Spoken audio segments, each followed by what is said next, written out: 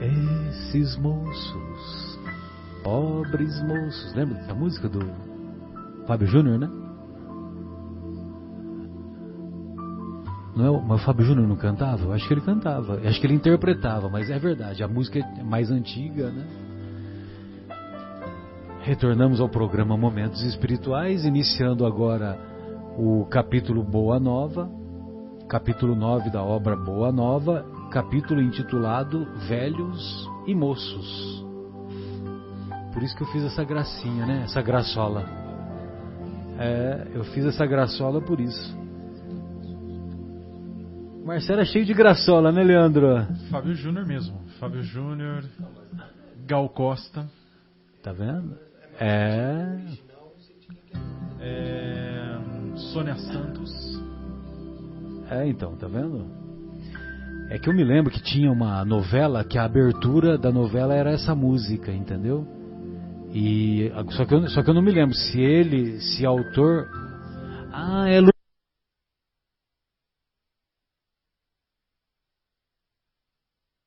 Rodrigues. Até Jamelão cantou. Sim.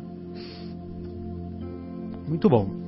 Bom, mas então, esse moço aqui agora nós vamos ouvir os moços que acompanhavam o mestre. Esse velho moço aqui é do Boa Nova. Velhos e moços.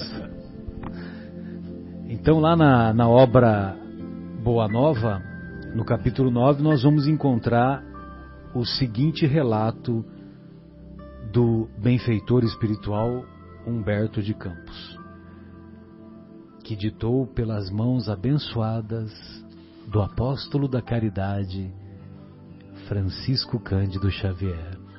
Que saudade, hein, Chico? Já se vão 18 anos que ele cumpriu a sua missão aqui conosco. E muito bem cumprido. Muito bem. Então ele diz assim: não era raro observar-se na pequena comunidade dos discípulos o entrechoque das opiniões, dentro do idealismo quente dos mais jovens. Muita vez, o séquito humilde dividia-se em discussões relativamente aos projetos do futuro. Enquanto Pedro e André, todos nos recordamos que Pedro e André eram irmãos, se punham a ouvir os companheiros com a ingenuidade de seus corações simples e sinceros, João comentava os planos de luta no porvir. Tiago, seu irmão, falava do bom aproveitamento de sua juventude, ao passo que o jovem Tadeu fazia promessas maravilhosas. Somos jovens, diziam, iremos a terra inteira, pregaremos o evangelho às nações, renovaremos o mundo. Impressionante, né? Quando verdadeiramente nós nos sentimos tocados pelos ensinos de Jesus, a gente, né, estufa o peito e enfrenta qualquer coisa, né? Dá aquela animada, né? É assim que Saulo, depois Paulo, se sentia. Né? Por isso que ele fez o que fez. Andou naquele mundo conhecido, né, da época, não sei se foi 10 mil quilômetros, 8 mil quilômetros que ele percorreu a pé. É isso que eu ia falar, não tinha nem bicicleta. Nem bicicleta tinha. E era assim que os cristãos iam lá enfrentar as feras lá. Será que a sandália era tipo, tinha palmilha e tal? Imagina. Então, e assim, da mesma forma, os cristãos iam lá enfrentar as feras, né, os gladiadores, aquelas coisas todas. Tão logo o mestre permitisse, sairiam da Galileia, pregariam as verdades do reino de Deus naquela Jerusalém atulhada de preconceitos e de falsos intérpretes do pensamento divino. Sentiam-se fortes e bem dispostos.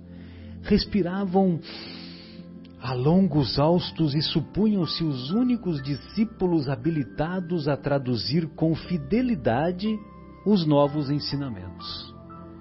E eles se achavam mesmo, né? Porque eles estavam do lado do mestre, né? Então eles não somente se achavam, como eles tinham certeza. Por longas horas questionavam acerca de suas possibilidades, apresentavam as suas vantagens, debatiam seus projetos imensos e pensavam consigo: que poderia realizar Simão Pedro, chefe de família, e encarcerado, preso nos seus pequeninos deveres? Mateus não estava igualmente enlaçado por inadiáveis obrigações de cada dia? André e o irmão os escutavam despreocupados para meditarem apenas quanto às lições do Messias. Então, quer dizer, eles comentavam que tinha pessoas que estavam envolvidas com as questões familiares. O Mateus era chefe da coletoria de impostos, né, lá de Cafarnaum, também estava envolvido, né, com as suas atividades, e eles ficavam confabulando, né, como é que eles vão fazer para pregar o evangelho do reino? Eles não iam ter tempo, né? Não teriam tempo, não poderiam se dedicar. Entretanto, Simão, mais tarde chamado o Zelote, antigo pescador do lago, acompanhava semelhantes conversações, sentindo-se humilhado. Algo mais velho que os companheiros, suas energias, a seu ver, já não se coadunavam com os serviços, já não se harmonizavam com os serviços do Evangelho do Reino. Ouvindo as palavras fortes da juventude dos filhos de Zebedeu, perguntava a si mesmo o que seria de seu esforço singelo junto de Jesus. Começava a sentir mais fortemente o declínio das forças vitais. Suas energias pareciam descer de uma grande montanha, embora o espírito se lhe conservasse firme e vigilante no ritmo da vida. Deixando-se, porém, impressionar vivamente, procurou entender-se com o mestre, buscando eximir-se, livrar-se das dúvidas que lhe corroíam o coração. Então, esse nosso querido Simão, ele se sentia, né, com as energias muito reduzidas, aproximando-se da velhice, e ele certamente perguntava a si próprio, né, como é que eu vou fazer para ajudar o mestre? Né? Então essa que era a dúvida que o incomodava. Depois de expor os seus receios e vacilações, observou que Jesus o observava sem surpresa, como se tivesse pleno conhecimento de suas emoções. Isso é que chama atenção, né? Vocês já repararam nos diálogos anteriores que os interlocutores que buscaram Jesus para dirimir, para esclarecer as suas dúvidas, eles sempre observavam que Jesus, antes deles exporem as suas angústias, as suas vacilações, as suas dúvidas, eles percebiam que Jesus já dominava o ambiente. Isso é que é Cristo planetário. Ele já fazia a leitura. Já fazia. Então, mas Cristo planetário, Leandro, tem perfeito conhecimento do que se passa no coração de cada ovelha.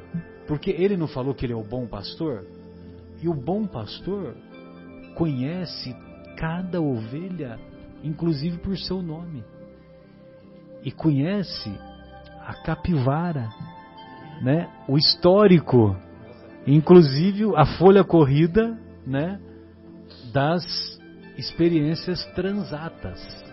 E isso muito próximo lá, aquelas situações lá que o André Luiz também, ele vivenciou lá no nosso lado, nos livros dele, quando os benfeitores, né, que também tem essa visão, vamos dizer, já no plano espiritual, o Cristo ali encarnado, né? E os benfeitores lá, desencarnados, ele tem essa visão. Tem também. essa visão mais amplificada, Mais né? amplificada. O André Luiz, quando ele ia falar com o Clarencio já sabia, né, o que ele ia falar, né? Ele só deixava o André falar por educação. Por educação. Que nós passamos por isso também, de uma certa forma também, né, dentro das escalas bem diferentes, mas quando nós temos filhos pequenos, quando eles são bebês, parece que eles quando se dirigem a nós já estamos até sabendo o que eles vão pedir, o que vão fazer, tá querendo, não, mas pequenos mesmo, bebês, quase bebês, igual depois, né? Nós de certa forma, naqueles gestos, naquele olhar, naquela forma de falar, de pedir, parece que a gente também já sabe. É claro, dentro das proporções. E quando são maiores também, viu, Marcos? Você vai também, ter essa oportunidade. Assim. E Jesus é assim também, porque ele é um nosso irmão mais velho, né? Aquele irmão experiente, né? Aquele que já tem, nossa, quantos bilhões ou trilhões de anos ou encarnações na nossa frente. Ele é o irmão mais velho, ele percebe, ele sabe, ele olha, nos vê e sabe que nós estamos querendo já, até onde nós estamos querendo chegar com as culpas. Por isso que quando nós vamos fazer as preces, né, Deus sabe aquilo que nós necessitamos, né? Agora nós, nas preces, temos que demonstrar a humildade necessária para que essa humildade real seja suficiente para demonstrar que nós estamos um pouco melhores, espiritualmente falando, e dessa forma Deus vai poder verdadeiramente ouvir a nossa prece, né? Porque senão, se nós não demonstrarmos esses sentimentos, são só palavras vazias, né? Palavras vazias ou pensamentos desprovidos de valor, né? Muito bem. E um outro comentário que eu ia fazer, então, por exemplo, a gente observa que esses interlocutores, eles vão se dirigir a Jesus, e Jesus já sabe o que se passa no coração e ele antecipa. Então, por esse motivo, como se trata de um Cristo planetário, e nós já tivemos oportunidade de dizer aqui, por isso que não tem muito sentido quando o Dan Brown escreveu a obra O Código da Vinci, e ele deixa claro que é uma obra de ficção, mas tem pessoas que, não sei se não querem entender que é uma obra de ficção, consideram que é real, e que Jesus teve um caso com Maria Madalena e que tiveram uma filha, e essa filha não sei o que, entendeu? Agora, se Jesus tivesse se unido com uma outra pessoa aqui também não invalidaria nada do seu trabalho, mas acontece que a missão dele era muito amplificada e ele não precisava passar pela experiência do relacionamento a dois, porque ele já passou isso há muito tempo atrás. Entendeu? Ele já passou por essas experiências, ele não tem necessidade, né? Muito bem. Depois, a missão dele era muito mais grandiosa, assim, muito mais. Não tem nem comparação. Muito mais. Depois de expor os seus receios e vacilações, observou que Jesus o observava sem surpresa, como se tivesse pleno conhecimento de suas emoções. Simão, disse o mestre com desvelado carinho, poderíamos acaso perguntar a idade de nosso Pai?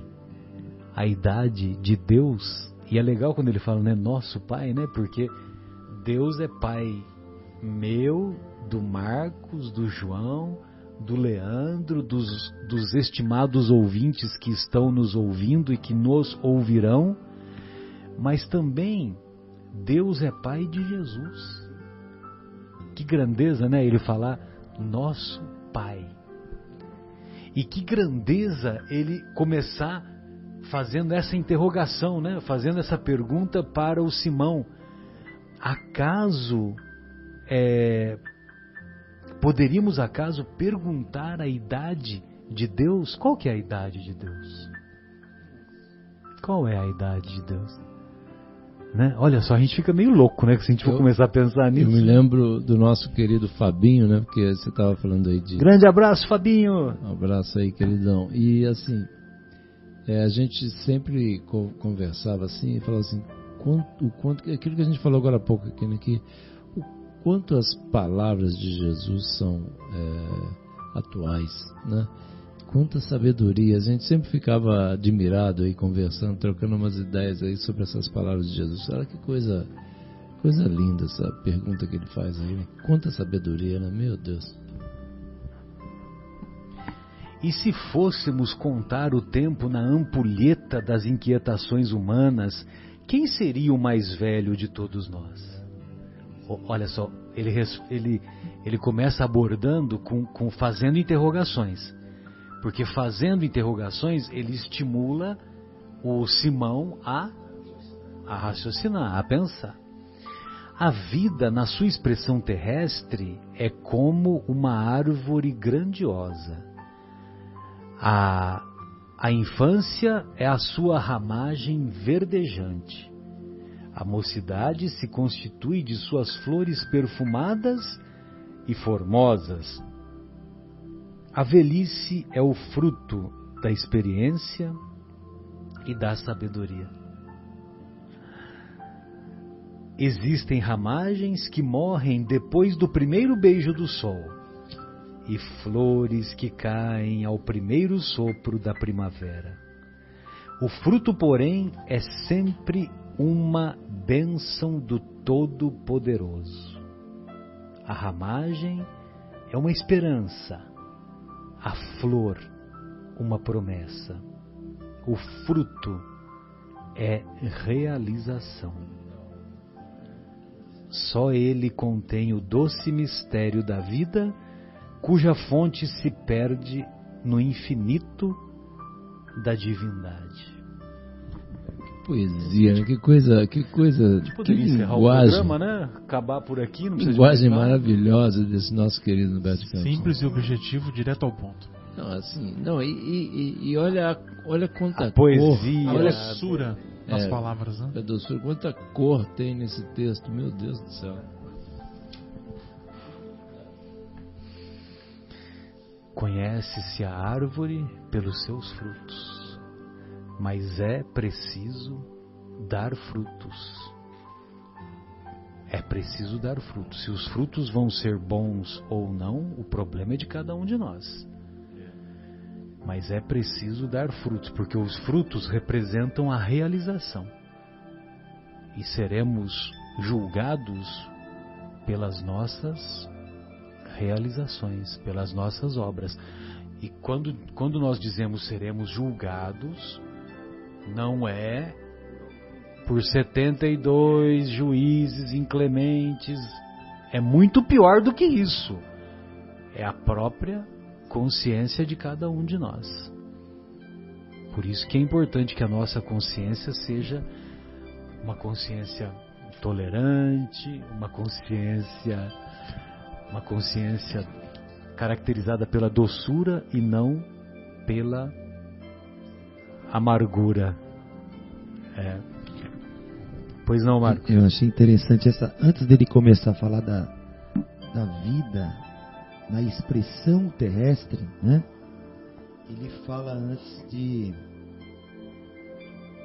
se fôssemos contar o tempo na ampulheta das inquietações humanas, quem seria o mais velho de todos nós? Ele está falando até antes da vida terrestre, né? Das ampulhetas da inquietação humana. Ele está fazendo a distinção da idade material, sim, e da idade espiritual. Quem seria o mais velho de nós? Muito interessante. Muitos dos nossos filhos que nós julgamos que nós julgamos inocentes, inexperientes, podem ser espíritos muito mais milenários do que nós. Com certeza. Pois não, Leandro? Fica à vontade. Não, pode prosseguir. Eu pensei que você fez menção de fazer um comentário. Pode prosseguir. Só estava emocionado, Marcelo. Mas essa passagem é sensacional. Lindíssimo, A ramagem lindíssimo. é uma esperança, a flor uma promessa, o fruto é realização. Sensacional. Ao passo que o discípulo lhe meditava os conceitos com sincera admiração, Jesus prosseguia esclarecendo. Esta imagem pode ser também a imagem da vida do Espírito, na sua radiosa eternidade. Aí ele vai explicar agora. Apenas com a diferença de que aí as ramagens e as flores não morrem nunca, marchando sempre para o fruto da edificação. Em face da grandeza espiritual da vida, a existência humana é uma hora de aprendizado no caminho infinito do tempo. Essa hora minúscula encerra o que existe no todo. É por isso que aí vemos muitas vezes, por vezes, jovens que falam com uma experiência milenária e velhos sem reflexão e sem esperança. Muitas vezes nós temos pessoas com 70, 80 anos biológicos e pessoas que são infantis na expressão da psicologia. E o contrário também, né? Então, Senhor, de qualquer modo, a velhice é a meta do espírito? Perguntou o discípulo emocionado, né? Que ele encheu a bola, né, do Simão, né? Aí o Simão fez esse questionamento.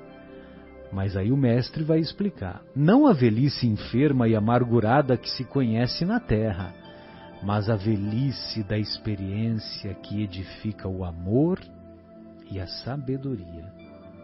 Ainda aqui devemos recordar o símbolo da árvore para reconhecer que o fruto perfeito é a frescura da ramagem e a beleza da flor, encerrando o conteúdo divino do mel e da semente. Percebendo que o mestre estendera seus conceitos em amplas imagens simbológicas, o apóstolo voltou a retrair-se em seu caso particular e obtemperou. A verdade, Senhor, é que me sinto depauperado e envelhecido, temendo não resistir aos esforços a que se obriga a minha alma na semeadura da vossa doutrina santa. Mas escuta, Simão, redarguiu-lhe Jesus com serenidade enérgica. Achas que os moços de amanhã poderão fazer alguma coisa sem os trabalhos dos que agora estão envelhecendo? Poderia a árvore viver sem a raiz? A alma sem Deus? Olha a pergunta que o mestre faz. Poderia a alma viver sem Deus? Não, e então essa outra imagem que ele coloca ali também, né? A árvore viver sem a raiz. A árvore que coisa, sem a raiz. Que imagem simples e, como diz nosso querido Leandro, simples e direta. É impressionante, né? Exato, é através da raiz que vem, né, a nutrição, né? Exatamente. Exatamente. Lembra-te da tua parte de esforço e não te preocupes com a obra que pertence ao Todo-Poderoso. Sobretudo, não esqueças que a nossa tarefa, para a dignidade perfeita de nossas almas, deve ser intransferível. João também será velho, e os cabelos brancos de sua fronte contarão profundas experiências. Não te magoe a palestra dos jovens da terra. A flor no mundo pode ser o princípio do fruto, mas pode também enfeitar o cortejo das ilusões. Quando te cerque o burburinho da mocidade, ama os jovens que revelem trabalho e reflexão. Entretanto, não deixes de sorrir igualmente para os levianos e inconstantes. São crianças que pedem cuidado, abelhas que ainda não sabem fazer o mel. E quanto carinho ali nesse negócio, né? Quanta grandeza, né? Quanta grandeza, emoção. Não, e dando exemplos tão carinhosos, tão iluminados, né? Exemplos claros na natureza. Exemplos claros na natureza. A gente vai lendo, vai imaginando Jesus falar, né? São palavras, parece palavras do próprio mestre. Exatamente. E são mesmo, né? E são mesmo. Né? E parece que nós estamos não é ouvindo. De Humberto de Campos, são palavras do mestre. Humberto está escrevendo algo, né?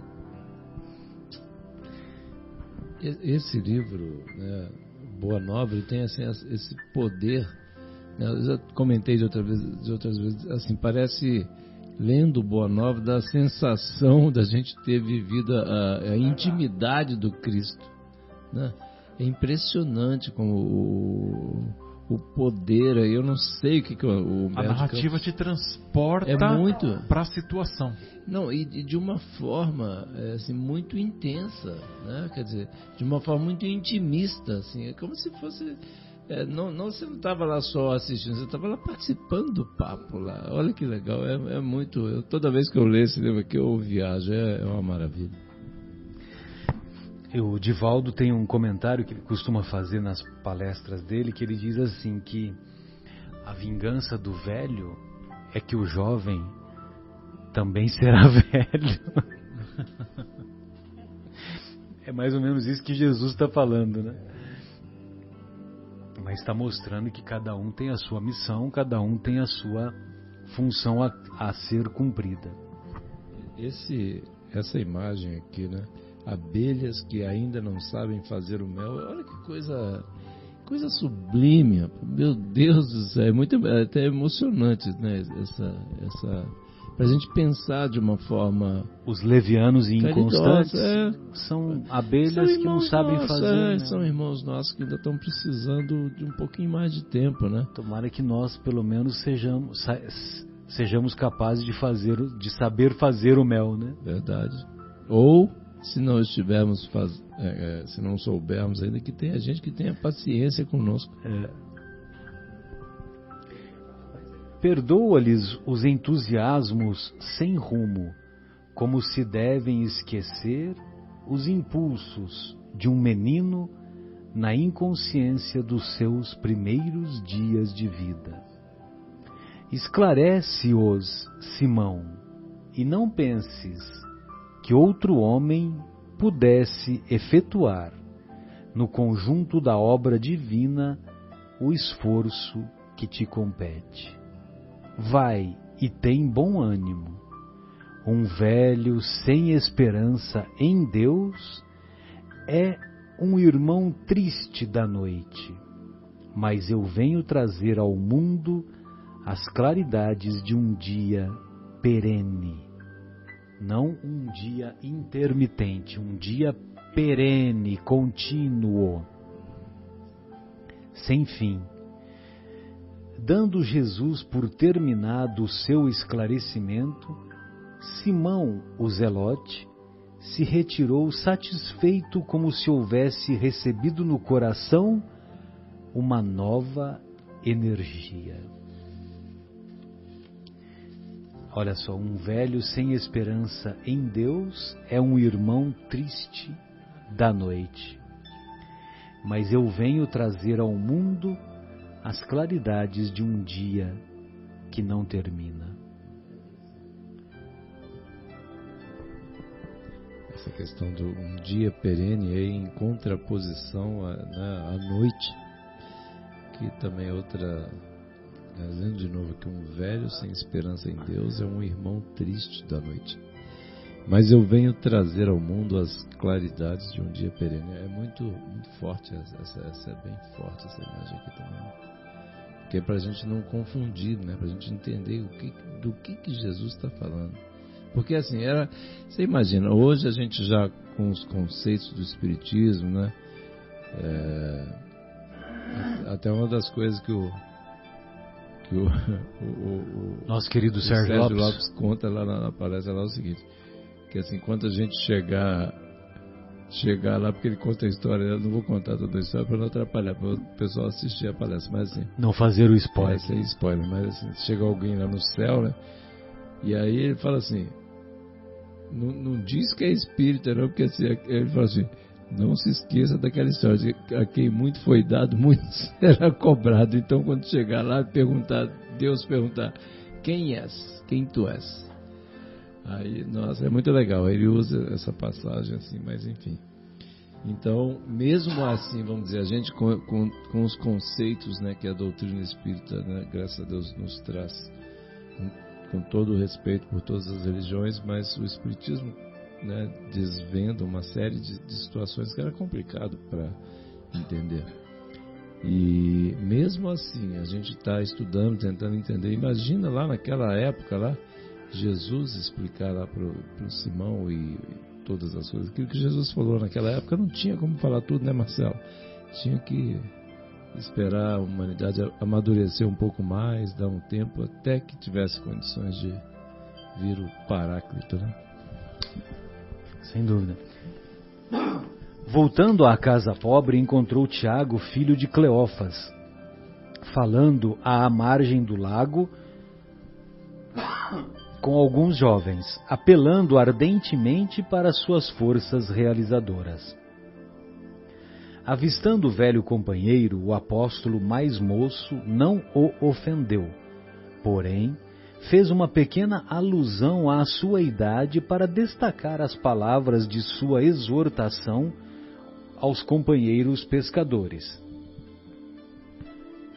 Simão, no entanto, sem experimentar qualquer laivo de ciúme, recordou as elucidações do mestre e logo que se fez silêncio, ao reconhecer que Tiago estava só, falou-lhe com brandura. Tiago, meu irmão, será que o espírito tem idade? Se Deus contasse o tempo como nós, não seria ele o mais velho de toda a criação? E que homem do mundo guardará a presunção de se igualar ao Todo-Poderoso? Um rapaz não conseguiria realizar a sua tarefa na terra se não tivesse a precedê-lo as experiências de seus pais. Não nos detenhamos na idade, esqueçamos as circunstâncias para lembrar os fins sagrados de nossa vida, que deve ser a edificação do reino no íntimo das almas. O reino de Deus é a obra divina no coração do homem. O filho de Alfeu escutou-lhe as observações singelas e reconheceu que eram ditas com uma fraternidade tão pura que não lhe chegavam a ferir nem de leve o coração. Olha que grandeza, né? É o exemplo do poder do amor, né? Da caridade, do carinho. Olha que coisa, esse Humberto de Campos, meu Deus do céu. A força do amor. Olha só, que a força da bondade, né? Eram ditos com uma fraternidade tão pura que não lhe chegavam a ferir nem de leve o coração. Olha que coisa linda, gente. Meu Deus do céu, é muito poético, né, cara? Muito poético. Admirando a ternura serena do companheiro e sem esquecer o padrão de humildade que o mestre cultivava, refletiu um momento e exclamou, comovido: tens razão. O velho apóstolo não esperou qualquer justificativa de sua parte e, dando-lhe um abraço, mostrou-lhe um sorriso bom, deixando perceber que ambos deviam esquecer para sempre aquele minuto de divergência, a fim de se unirem cada vez mais em Jesus Cristo. Que coisa maravilhosa, né? Cara, eu tô aqui chorando aqui só de imaginar essa situação. Imagina lá, né? O que rolou naqueles Que abraço comovido. É.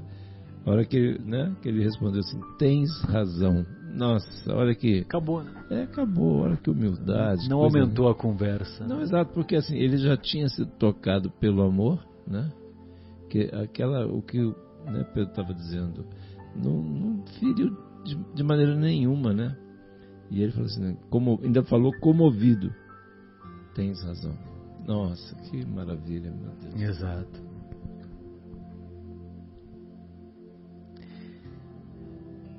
Bem, continuando, naquela mesma tarde, quando o Messias começou a ensinar a sabedoria do reino de Deus, Simão, o Zelote, notou que havia na praia 2 criancinhas inconscientes.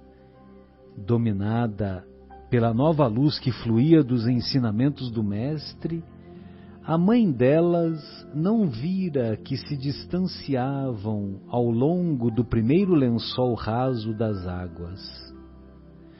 O velho pescador, atento à pregação e às demais necessidades da hora em curso, observou os 2 pequeninos e acompanhou-os.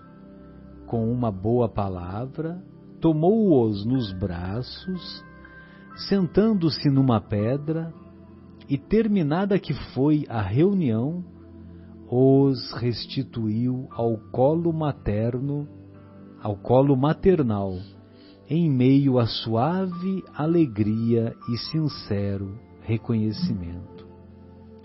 Inspirado por uma força estranha à sua alma, o discípulo compreendeu que o júbilo daquela tarde não teria sido completo se 2 crianças houvessem desaparecido no seio imenso das águas, separando-se para sempre dos braços amoráveis de sua mãe.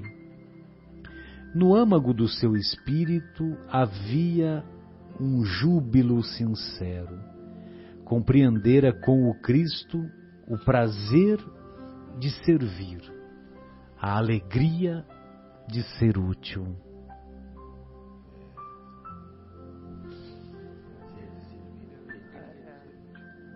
E a Joana de Ângeles diz, né, que a única alegria real é aquela que sentimos quando somos úteis.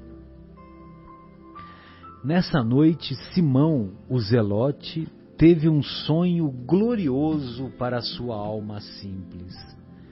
Adormecendo de consciência feliz, sonhou que se encontrava com o Messias, no cume de um monte que se elevava em estranhas fulgurações.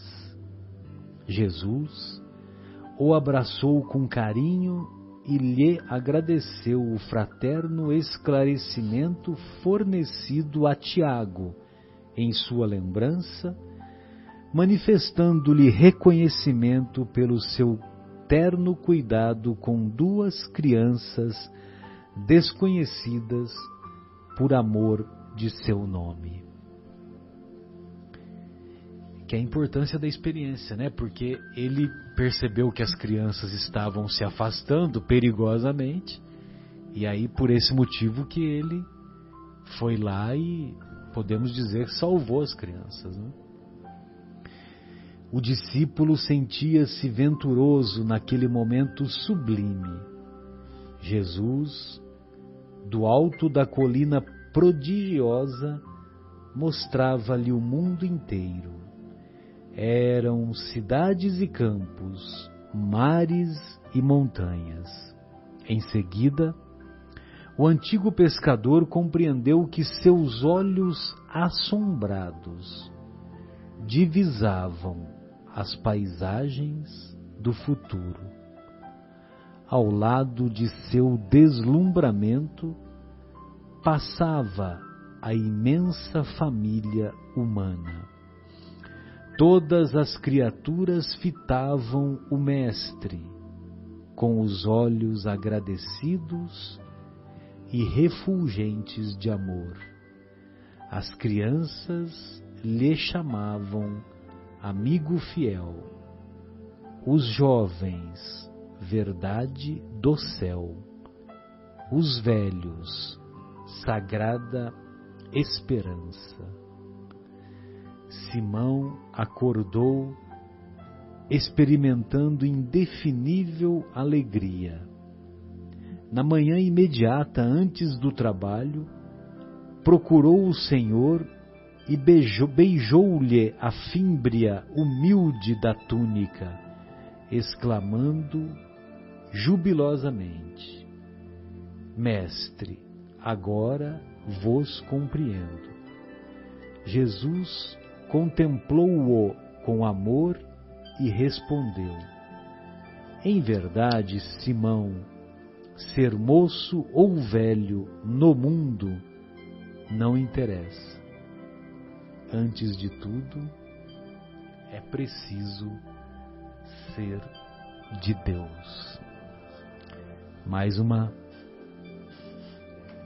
dica da fidelidade, né? A dedicação exclusiva a Deus. É uma entrega mesmo, né, Marcelo?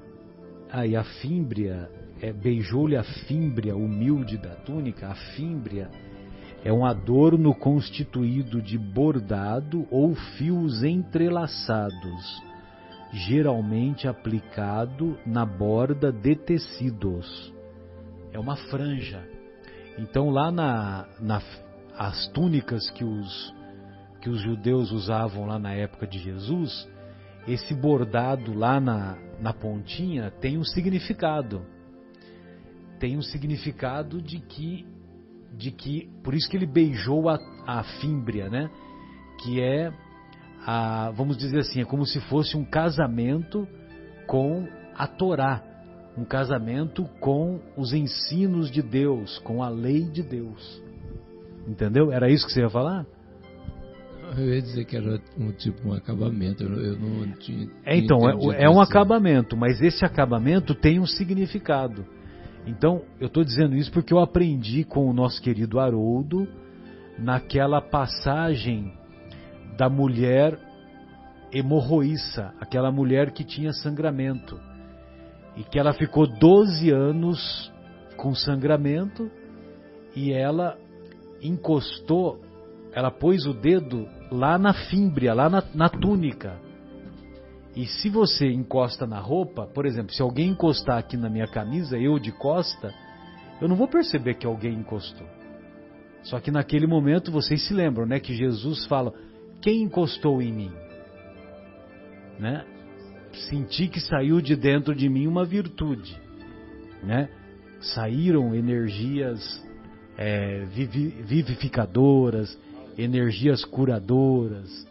Então, por isso que ele percebeu que alguém o havia tocado.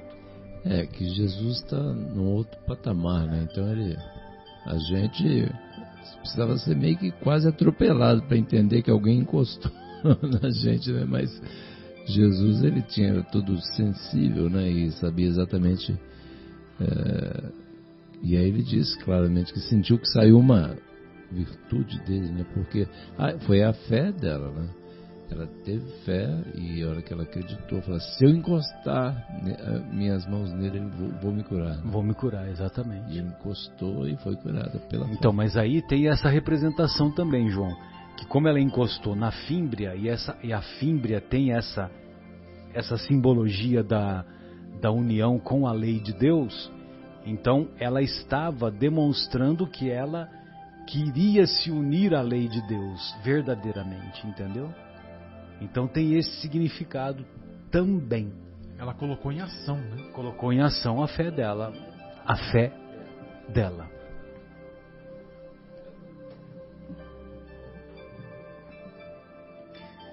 Bem, amigos, acho que vale a pena nós nos recordarmos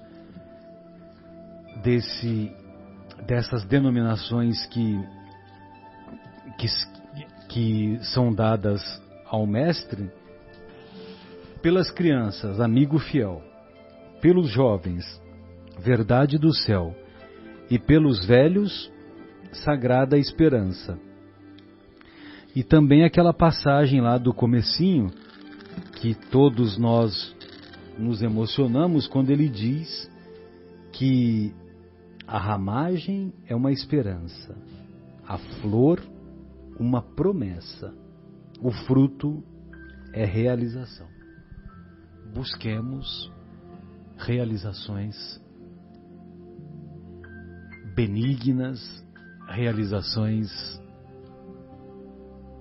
educativas, realizações edificantes, realizações de conteúdo elevado, sobretudo espiritual. Bem, esses eram os nossos comentários. Fiquem à vontade para mais comentários ou nos despediremos.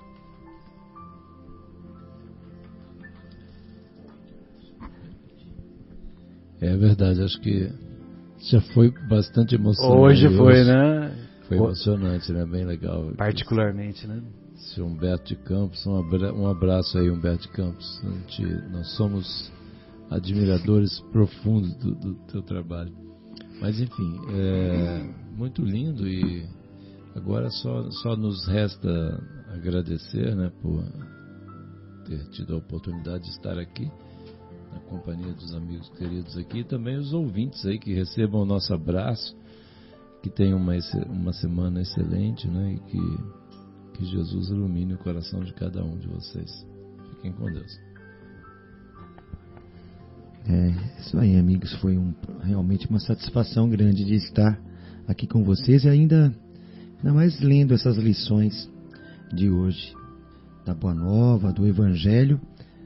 E acho que já tem que nos preparar para a semana que vem, que semana que vem também o perdão, né? Vai esquentar, hein? Vai esquentar, né? Então promete, né? O capítulo do Boa Nova, né? E agradecer então a todos, desejar aí um ótimo final de semana a todos os ouvintes, aos amigos que não puderam vir, ao Fábio que está aí tão distante lá na Alemanha, enfim, todos, né? Dona Fátima lá, o Afonso, Bruno Eustáquio, Bruno, nosso querido Guilherme, então, enfim, um abraço a todos os nossos amigos que estão também nos acompanhando. Fiquem com Deus e até a próxima semana, se Deus quiser. Leandro, suas despedidas, fique à vontade. Agradecendo então, né, ao Pai, nosso Deus, por mais esta oportunidade, agradecendo a Jesus pelo seu Evangelho maravilhoso, Jesus, o nosso irmão maior, o nosso amigo de todas as horas, e agradecendo também, né, os benfeitores espirituais que estiveram aqui hoje e estão conosco, nos inspirando, nos conduzindo, para que a gente pudesse realizar mais um programa Momentos Espirituais. Desejando aos nossos queridos ouvintes um excelente final de semana, de muita paz, de muita luz, de muita serenidade. Um grande abraço. Gostaria também de dedicar esse programa à minha querida esposa Sônia, que ficou mais mocinha no comecinho dessa semana. Parabéns, Sônia! Beijão! Um beijo carinhoso, viu, querida? Até mais. Da minha parte, tchau!